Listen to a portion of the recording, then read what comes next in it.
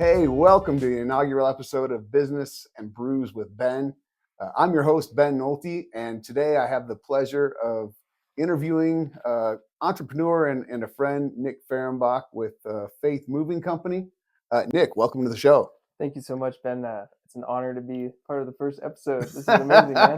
Yeah. We'll see if you say that after about 10, but I really appreciate it. Thank you. Yeah, absolutely. And so would you like a brew or a brew? We'll go with a coffee brew. All right. Well, I am going to grab from our sponsor, Steelbender Skull Bucket IPA. Actually, legit, this is my favorite drink. You've got some orange, some pine, an IPA, and I would drink this all day if I were an alcoholic, which I'm not. So, and why are you choosing the coffee? It's almost 7 o'clock at night. What's going on with that? Coffee puts me to sleep, to be honest with you. Oh, Maybe really? it's my high functioning ADHD or something. Well, you know what? I can appreciate that. So, but I am also doing 75 hard right now, so no, I'm not allowed to have alcohol for about another 50 days. So right now you're 25 hard. Yeah. Oh, okay. All right. 25 hard out there. He's got another 50 to go. So let's keep him honest. All right. Yep. Awesome, man. Well, hey, again, thank you. If you want to just give a little quick introduction about yourself, Faith Moving Company. Give us a short version of that. Yeah. So I am a 35-year-old serial entrepreneur, as they call it. Into a lot of different business stuff. I am a family man. I have a little 5-year-old boy and a wife that I've been married to for 6 years. Jordan is my wife, and Nick Jr. is my little boy. I've been in business now, Faith Moving, for 7 years, going on 8. And so at the surface level, Faith Moving Company is a residential commercial moving company. But when you dig deeper, we are a Christian organization that really embodies the values of Christianity. But we are also obsessed with growth. And what I mean by that is when anybody enters through my doors and we hire them, I always tell them that I want them to grow no matter what. If they're here a little bit of time or a long time, I want them to leave a better person. So we have a lot of things going on with education in our business, teaching them financial literacy, spiritual literacy, and also just how to own a business inside of a business. I look at all my employees as owners, and it's really blossomed into something amazing. And actually, our customers feel that every time we help them. That's awesome. I think that when the employees act as if they're owners and believe in it like that, certainly it trickles down to the customer. I think it also helps their self-worth and their understanding of the mission. So that's awesome. And it sounds like you invest in them too. So 100%. So going back a little bit, if I remember correctly, Faith Moving Company started while you're in college? It did, yes. Yeah. Do you need a side gig? You need some food money? How did it get started? I wasn't busy enough.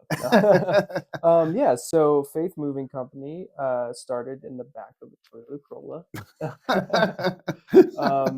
It was truly a sedan startup, and I would put dollies in the back of the car and go rent U-Hauls, and we started that way. It was actually my last semester in college. I was doing a paper, actually a project on creating a business, and so I created Faith Moving for the fun of it. And about halfway through the semester, I actually was like, you know what, let's go do a job. Let's put this thing into action. And I went and did a quick job just to test out the business, and it was great. And I was working at FedEx at the time, so I was going to school 2:30 in the morning, or going to work at 2:30 in the morning at the airport here in town. Oh, cool. And then after that, going and doing a moving job, and then going to school. So as you can imagine, I was really tired. One day, I was going to FedEx at 2:30 in the morning and fell asleep on the road, and actually went onto the opposite side of the road and woke up luckily, and normally semi trucks come down that side of the road, so I swerved over, and I pulled into the parking lot, and I was looking at the orange and purple neon FedEx sign, and I was in tears, and I said, if I died today, they would replace me tomorrow. And I walked in, and the Faith Moving company, it wasn't Faith Moving at the time. I didn't really have a name yet, but we were making a little bit more money than I was even making there. Wow. So I went in and I told my boss, I'm putting in my 2 weeks. I'm going to try out this moving company. And a lot of them, he was very supportive, but a lot of the people there were, we'll see you when you fail, and going 7 years strong now. That's awesome, man. Was it Grant Cardone says you got to have some haters? So yeah, right. That's a crazy story, man. So Faith Moving Company, inspired by is it David Bowie or Billy Joel, one of those guys? It's actually in scripture, Matthew 17:20, the faith of a mustard seed can move mountains. And just having a little bit of faith really got me where I am today. And that faith is everything for me in this business. That's phenomenal. That's awesome. So before this, it sounds like you're a college student working at FedEx. What, as a business owner, is the most unexpected thing you've encountered, that you didn't realize you'd encounter as a business owner? Taxes. No. Uncle Sam. We have to pay those. Come on. No. It was the fact that no one told me to wake up in the morning. Nobody said you have to be here. This is what you do. I was on my own. Mm-hmm. And I wasn't naive to it, but I really didn't understand what it took to grow, to really have that growth. And it's just a constant, brutal battle with yourself, with your mindset and your mind every day. I didn't expect that. Thought it'd just be vacations, cash coming in. I mean, that's why a lot of people start businesses, so they can have more free time. Mm-hmm. It's like having a baby so you can have more free time. It doesn't work that way. Yeah. Yeah. I started a business to not have a boss. I'm surprised I have about 50 a month called customers and about 15 called employees. Yeah. So yeah, and you're right there. It's there's part-time work, there's full-time work. As an entrepreneur like yourself, it's all the time work. What do they say? It's you can work half days. It's either the first 12 hours or the second 12 hours of the day. Right. So that's what it boils down to. Yes, sir. You kind of talked about it a little bit in what we were discussing before, but what is the why behind your business? What keeps you excited and getting up every morning to do this? Yeah, knowing that I'm contributing to my community, knowing that I'm contributing to my family, to the families of my employees, and the families that we get to serve. That's my fuel. Yeah. That's phenomenal. And just hearing that you invest in your employees, you want them to grow and help them to grow. Right. I remember the first gentleman I worked for that was a mentor out of college, and I was ready to go on my own, and I was so scared to have that conversation because I valued the relationship. You kind of look at him as a father figure. And at the end of the day, when I told him that I was going to go out on my own, he said, "Dude, if I was mad about it, I'd be an asshole. Good for you for trying to be better, Yeah. And so apologize for the language, but I mean, I think that helping people grow and building them, I think it helps everybody. It's, it benefits everybody. It's not just you win, I lose right. kind of thing. Yeah. What's besides time management or getting up, what's the biggest challenge that you face so far? I would say dealing with different characters and different employees, just learning how to navigate communication with them, and really explore different management styles for people. I think that's been my biggest hold up there. Biggest challenge is just learning to deal with BS, and it's not what the BS you think of. It's babysitting. Is babysitting for sure. But my guys are great. But as you can imagine, the moving industry is a revolving door, Mm. and we deal with all the walks of life for sure in the moving industry. Some not so pleasant characters and some amazing people. When you say different management styles, is that human interaction and some people respond differently than others to different ways of talking to them, or Yeah, could you go into that a little bit? yeah, I think it evolved. I used to think, I want to be a coach, but I didn't really know what a coach was. I was being a manager. A manager tells you what to do. A coach brings that greatness out of you, Mm. and so that's what I've transitioned to. So I've been a teller. This is what you should do, and it really is just, it boils down to showing people, and then Mm. from there getting the greatness out of them. I think that's the best management style you can have. And um, shout out to there is a course I took, Yeah. conversational management. Tim Cosby has this, and it's actually it's a great program I went through, and it teaches you how to have just conversations and be that coach. So That, that's been a good thing for me. and was that something you did online? Was it here in Albuquerque? What is? Yeah, it's online. Okay. Yeah, and I just finished up with it actually.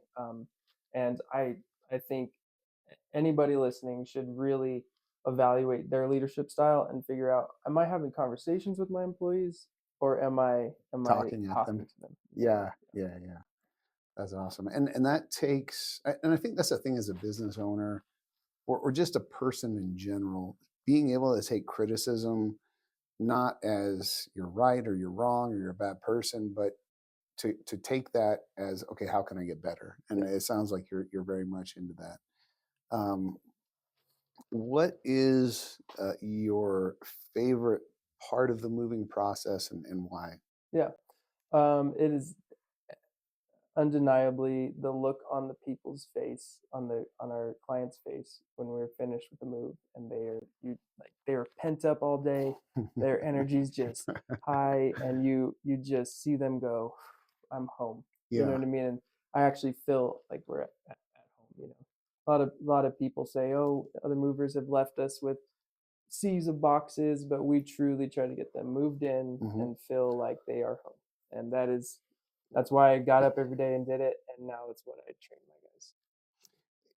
And this is not geared towards any particular company, but as I had a tenant that was a moving company, and they would tell me stories about people who would have their stuff being moved, and essentially the movers would hold their belongings hostage, say, "Hey, I need another $1,000, or I'm not going to get it to you." So, Yeah, I'm sure. I can only imagine it's similar to what you were talking about earlier about death and divorce and high emotion. right. You said it's one of the top three most stressful things. Yeah, how much of a relief that is. Now, when people invite you, or when they say they're home, do you go in and sit on the couch and kick up your feet, or how do you how do you celebrate with Yeah. A lot of times in prayer. them? Okay. A lot of people love that. They know we're a Christian company. A lot of our client base are Christians as well. Prayer is a great thing to do with them, but just making sure that they feel comfortable and everything's where they want. We don't leave the house until they feel like we've moved them in. So, That's yeah, phenomenal. That really is awesome. yeah, Um, and so we're going to get into another portion here that is maybe a little bit interesting. True or false? You have moved something that has made you question your life choice. 1,000,000% true. uh, um, yeah. what is the strangest thing that you've moved? Oh wow. Well, the strangest thing I've moved, when we first started the business, we were taking pretty much any job we could get. So And I've got a shipping container full of people. yeah, You guys are there for it. I'm not your guy. Okay. I'm not your guy. But no. We we ended up moving a hoarder, Okay. definitely a hoarder. And God bless her. We got her moved, and it all was great. But as you know, the hoarders sometimes hold a lot of value, hold a lot of to things, you know. And so we were moving gravel in Ziploc bags Wow. and dirt and human hair and human teeth. And now that I'm saying it out loud, it may have been a crime scene. I don't know. They're like, can you please bleach Yeah, this right. area where the blood Yeah, was? yeah, That's yeah. funny. But we we were expecting to find a cat maybe underneath some of these boxes. You know, A it was dead that one. bad. Yes, Okay. a dead cat. And but no, it ended up being great. It ended up being 4 times the amount of time it should have taken, Hmm. because we would pack boxes and she'd come and unpack the boxes and, oh no, you need to bring this with us, and you know, and she'd talk about her different items there. And it was just really eye opening to me that, you know, there's so many different ways to help people. Yeah. And with her, it was trying to transition and move on to a new space and let go of some of the stuff. But So, yeah, we so, moved some very interesting things that moved. so let go of some stuff. Presumably, she was downsizing then and needed to be able to fit all that she had into a smaller space. Or? Correct. Yeah. Yep. And that was a mission on itself, trying to downsize for her. Yeah. I was going to say, if she was buying a larger house so that she could fit all of her stuff in there, then you really know she has a problem. Right. But Yeah. No, she was actually trying to better her situation. good for her. Yeah. You know, in all sincerity, good for her. So you said you would not move my shipping container of people. Hmm. Have there been any other jobs that you've turned down? There sure has. Actually, recently, a couple months ago, I was on a sales call, and I kid you not, somebody asked me if I moved bodies, and I said, you know, I said that's funny. Exactly. I laughed out loud, and I said that's funny. Good one. And he said, no, really. Do you move a body? Because I have my grandfather mummified, and it's in our culture, and I'm not Oh, sure what culture that was. But he said you have to have a license, and I said that I do not have, because in 7 years I've never had that request. yeah, But so I have to decline that. yeah. I don't even know what kind of insurance policy you need to get for that, and you can't you know that's the most sentimental item I've ever heard of. Wow. You know, so that was interesting. We've also, you know, of course, the explosives Mhm. and things like that we've had requested, but we try not to turn much down. Definitely, it's You always know a what? challenge. What surprises me the most is that living in Albuquerque, that's the first request to move a dead body that you've had. Right. I But mean, we may have before. Who knows? We don't open the boxes. just Right? move the boxes there. Yeah. Don't mind what's in them. Yeah. I did, you know, move some interesting things when at my time in FedEx too. We actually we moved a baby rhino, we moved a gorilla, live gorillas, to different. They were going to mate at different zoos, and so yeah, they had them in these cages, and they put them on. It was super cool. I got to play with the gorilla and throw him Oh. carrots, and he threw them back, and super fun. So you're playing matchmaker with gorillas. Pretty much, yeah. They called him the lucky guy going to meet the ladies at the San Diego Zoo or wherever he was I going. guess I don't know if the ladies felt that way, Right. but the guy sure did. Yeah. Well, anyway, who knows? Um, if wow, that Yeah, we had moved the lion, and he was so loud. Like we were like, is he supposed to be asleep? The tamer was like, yeah, he's supposed to be asleep, but you know, he's scratching at the cages. We're moving him in the plane, and it was wild. it was like it's supposed to be tranquilized, and Yeah, here it yeah. He is. woke up. He woke up. Wow, that is that is amazing. Um, if you have a billboard in Albuquerque, or maybe when you have a billboard in Albuquerque, Yeah. What would that billboard say? It would say, so I have this idea, and I want to use.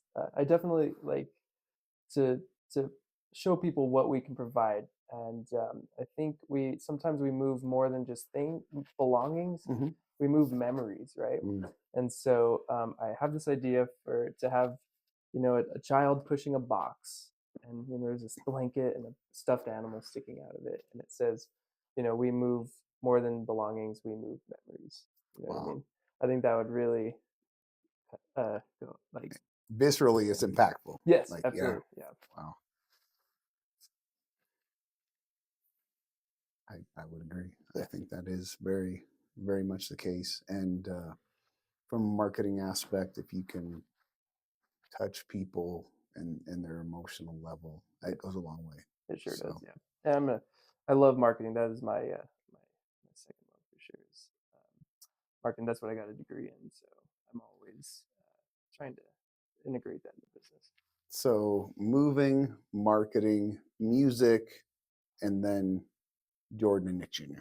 Right, I'm right. just not in that order. Not Not in that order. right. Okay, that's not what I'm saying. I'm putting those words in his mouth. So I mean that's incredible. It sounds like you've had an interesting journey to get where you are today. Right. What is next for Faith Moving? So next for Faith Moving, I actually have this grand concept for it to be not just a moving company, but to evolve it into Faith Home Services. Mm. Anything that you could need while moving, um, we would like to take care of for the customer to relieve as much stress as we can. So we've started integrating cleaning into our company. So we do clean ins, clean outs, mainly clean outs for people. Crime scene cleanouts as well? Not yet, Oh, but that's definitely a niche as well. Niche okay. as well. We do. We actually duct cleaning. We have we have duct cleaning machines now, Wow. and we've been hitting the ground running with that. And also a very niche market that we want to hit is we're actually going to start storing Christmas decorations, just Christmas decorations. So You need to and call my wife, man, yeah, because she's well, got Christmas, Halloween, uh, Easter. yeah, I Yeah. should say just holiday Okay. decorations. Yeah. Okay. So we will store and that this idea came from talking to so many husbands and they're like my wife's you We know love you. This is not anything derogatory. Please don't take it that way. yes, absolutely. But it truly is like it's one of those things where it kills space in your garage, but everybody has it, and Yeah. so that's what we're attempting to do this year, and it's perfect because it'll keep us busy during our slow season too. That is awesome. And I didn't think of this question until now. So you said during our slow season, what is peak season? Mhm. Presumably holiday, wintertime, slow season. What Yeah, are those seasons actually? yeah. Our peak season is unfortunately when it's the hottest. It is about May through September, but we've been blessed to stay busy all year round. We kind of transitioned to a little bit of commercial here and there, and then our slow dead of winter slow season is December, as you can imagine, through January. So we're about 2-3 months of time. But, Gotcha. yeah. I think that even in the industry I work in, it's usually Thanksgiving through Christmas. It's hard to find people. They're on vacation. And it's a good thing. They're with their family, their friends. They're celebrating Yeah. life and Christmas and holidays. But it really is hard to get anything done towards the end of the year. Yeah. Absolutely. From a business. Let's see here. I've got some additional silly questions here. Hit me If with as many as you want. well, we only have so much time, so I give long answers to short questions. So with that in mind, if your business had a mascot, what would it be, and what's his name? uh, Darren the Dove. Darren the No, Dove. maybe Okay. not Darren. Maybe Grace the Dove. I Okay. think that'd be kind of cool. But I actually did look up mascots, believe it or Yeah. not, because had this idea, this concept to if there's kids in the house to bring a mascot to the move. Are you but doing that to start out? but Lead do by you, example. yeah, I would totally do it. But I looked up every Dove mascot, and they were so creepy. They were so. I was like, I'm gonna scare the children. Traumatize them in Yeah, their new yeah. home. Not trying to do that. So I Uh, think that'd be cool. A Dove makes sense for the brand. that is funny. If your company were a sitcom, what would the title be? Oh man. Um, Or what would be the theme? the I'm theme. sure this could be great. I'm sure. Yeah. Oh yeah. Absolutely. Um, Probably would just call it uh, moving out, Moving out. Okay. and it would just be um, I'd make it office style, like the office Yeah. style. Yeah. Yeah. Mhm. And interview people and maybe like just the funny things that happen in the industry. We've had some pretty funny stories, definitely. Have you ever gotten on the phone and called friends and or competitors with moving jobs that were just outrageous? And like told them about it, like, Well, or tell them yeah. afterwards. You Oh don't yeah. tell them as Oh, they're and doing give it. them. Yeah, I mean, I think we've done that. We've called and posed as tenants Yeah. or something like that with outrageous but normal tenant questions. I mean, have you ever done Right. that with and even your salespeople to kind of Yeah. vet them and see how Yeah. they handle certain things, role playing? No, yeah, we do a lot of role playing, but yeah, never the outrageous stuff. I kind of let them, Experience them that experience it themselves. themselves. Nothing like that, you know. That's funny. Are there any New Mexico or Albuquerque people that you wanted to shout out or kind of talk about anything like that? Yeah. My business partner Dylan Trujillo, amazing man. Couldn't do it without him. He joined the business 2 years in and instantly became one of my best friends and business partner in crime. Man, we're gonna go all the way with it. And also, I would like to shout out my leadership coach Dan Dominguez. He's really helped me this year. He's part of Why Not Leadership, or he started Why Not Leadership, and he's been a great mentor to me. That's And I'd phenomenal. like to shout out you too, Ben, and our tip keeper. Yeah, Oh, I appreciate that. yeah. Albuquerque Tip Club. And full transparency, Nick and I have breakfast at least a couple times a month. We're both members of the Albuquerque Tip Club, um, local organization here, tips and leads, not just the tip, but tips and leads. And good group of men. If you ever need anything, somebody always has the solution to the challenge you're encountering. Um, I guess taking it way back, one thing we didn't even talk about, and are you from New Mexico originally?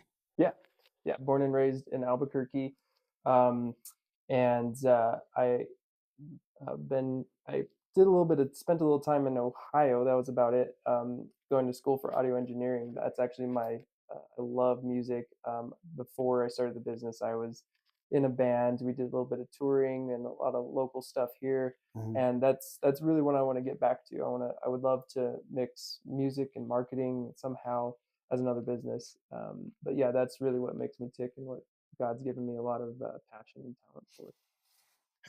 This may be a dangerous question. What are some of the craziest stories you have on the road? And if you don't want to talk about it, that's okay. I get that too. Yeah. No, a lot of great stories. I loved getting in a van with five stinky dudes and driving around. It was so glamorous. Oh, But geez. yeah, a lot of moments where I really knew that God had a big part in my life because there was so many different stories like this where we some would call it luck. I called it divine intervention. There was times where we broke down. There was a time we were traveling to Las Cruces and to do a show in between another city, and our van broke down, and we got towed in, and it was on a Sunday. All the mechanic shops were closed, and they said we're going to take you to one mechanic shop here in town that we know. So they took us here, and we're like, how are we going to get all of our gear in this trailer to our venue tonight? And we look across the street, and that's the venue. And yeah, Really? that was it, man. And Wow. we had a guy who was with us who his name was Big White. He Okay. was 6'10", about 350 pounds. He picked our trailer up and took it over and wheeled it over and dropped it right in the parking lot. There was another story. I was in a different band and we had a tire blowout going to El Paso, and uh, grace of God, the front tire blew out. He saved it. We got in, and we were outside of Anthony, New Mexico. I believe it was Anthony, New Mexico, and it was again a Sunday. Nobody's open. Is there a tire shop there? We have no idea. So we put the spare on, and we're like, we can't make it to El Paso with this spare. We got to try to find a tire, man. So we're driving around the town, and we park, and we're looking on our phone, and this trooper comes rolling up, and we're in front of this big garage, this house in the garage, and he's like, can I help you guys? You guys are parked in front of my house. And we're like, hey man, sorry, we're looking for a tire shop. He opens his garage door, full of tires, full of tires, man. Wow, Yeah. man. And Thank you, he God. said, That's amazing. yeah, what kind of tire you need, boys? Yeah. Wow.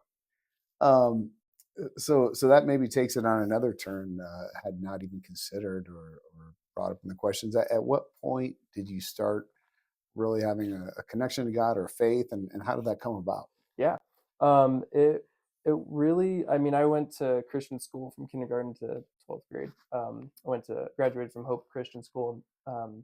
But really, my faith was ignited when my dad was given like 3 months to live. Mm, He had hepatitis C, and it was his liver was dust basically, wow. and he was at the we found out about this trial. It was it had just started out. It was basically chemotherapy to help him Mm, to try to you know crush the hepatitis C in his body. But he was like 10,000 on the list, and they were like, wow. "You got 3 months." And so we came home. We were crying, and I remember going to my room, hitting the floor, and feeling the presence of God for like really for the first time, and saying, God, like don't know what to do. Please, like, make something happen. I went to bed, woke up to hear screaming, and I, in the morning, and my mom comes to me and she says, your dad's number one on the list. I don't know what happened, but your dad's number one on the list. Wow. He ends up getting the chemotherapy treatment that they put him through. He beat it in 3 weeks. His liver was like the liver of an 18-year-old again. It was crazy, Wow. and he's still the fastest cure rate in to this day. Like, Wow. And today yeah, he's healthy. He's healthy. good. Yeah, Wow, man. yeah. That I don't know about good, but no, I was kidding. what? No, yeah, Wow. That is absolutely amazing. yeah, Um, yeah. it, It was. it, yeah, it's amazing how God works. I didn't go to Christian school. I grew up a son of a minister and a chaplain in the army, Okay, and I think I was just a wee bit of a rebel sure. growing up, and then more recently on my terms, come to God in Christ. And when I say on my terms, meaning I'm comfortable saying I'm a Christian. For a long time, because you see kind of behind the curtain things that people have disputes over that have nothing to do with Christ or God. Right. It's us humans being flawed. And I always thought before I can say I'm a Christian and before I can connect with God and excuse me, believe in God, I had to be perfect. Well, that's why Christ came, because we're never going to Yeah, be perfect. yeah, absolutely. And I'm still growing in that. I'm still learning. I'm reading the Bible and praying to God every day for guidance and to open my heart, soften my heart. But it's interesting. You felt that presence at that age, and that's an amazing story. Yeah, yeah, An amazing absolutely. story. Yeah. That's awesome. Where can people find you? Yeah. And is it online, in person, both, neither? Yeah, so definitely they could visit faithmovingcompany.com. The company's all spelled out there. We are on Instagram, Facebook. We have a TikTok page.